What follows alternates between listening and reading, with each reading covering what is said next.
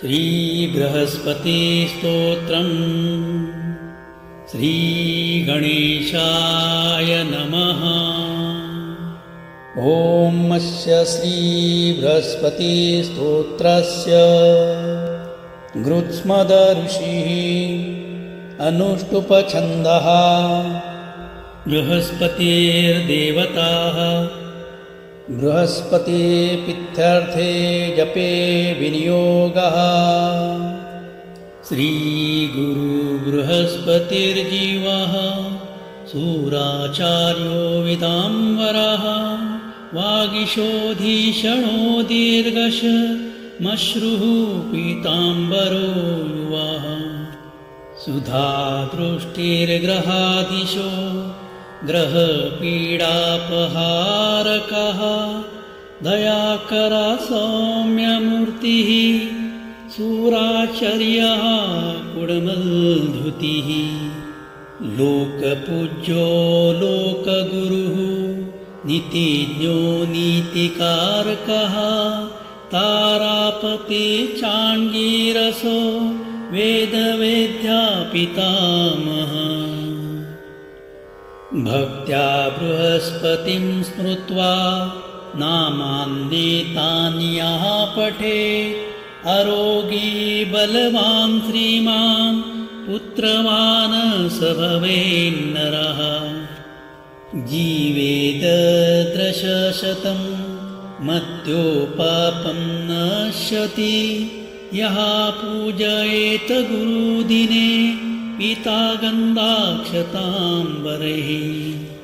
पुष्पदीपोपहारैश्च पूजयित्वा बृहस्पतिं। ब्राह्मणान् भोजयित्वा च पीडाशान्तिर्भवेत् गुरोः।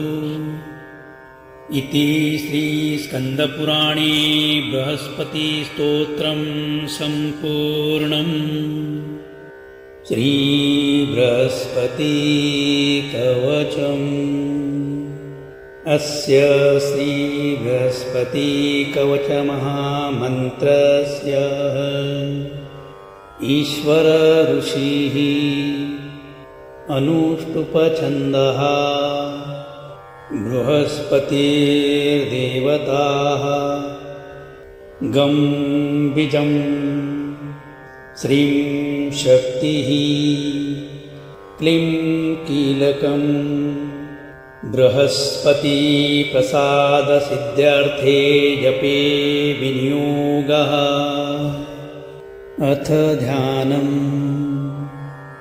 अभीष्टफलदं वन्दे सर्वज्ञं सूरपूजितम्।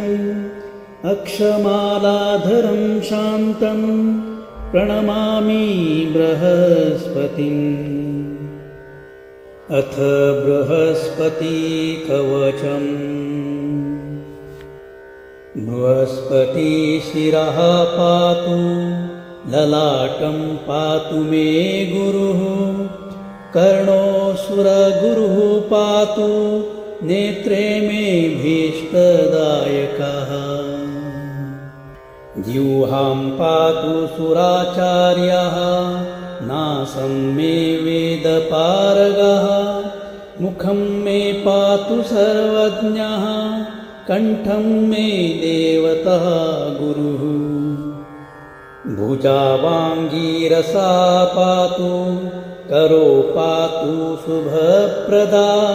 स्तनो मे पातु वागीशा कुक्षिं मे शुभलक्षणः।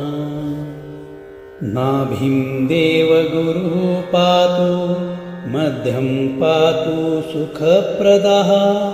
कटिं पातु जगद्बन्धः उरु मे पातु वाक्पतिः। जानुजङ्घे सुराचार्यः पादो विश्वात्मकः सदा। अन्यानि यानि चाङ्गानि रक्षन् मे सर्वतो गुरुः। फलश्रुतिः। इत्येतत् कवचं दिव्यं त्रिसन्ध्यं यः पठेन्नरः सर्वान् कामान् वाप्नोति सर्वत्र विजयी भवेत्। इति श्रीब्रह्मयामलोकं बृहस्पति कवचं संपूर्णम्। हमारा ईश्वर अनुभूति चैनल का यह वीडियो आप सबको अच्छा लगा तो ज़रूर सब्सक्राइब, लाइक और शेयर करें और बेल आइकॉन प्रेस करें ताकि हमारे आने वाले सभी नए वीडियो का आप सबसे पहले आनंद ले सकें। धन्यवाद।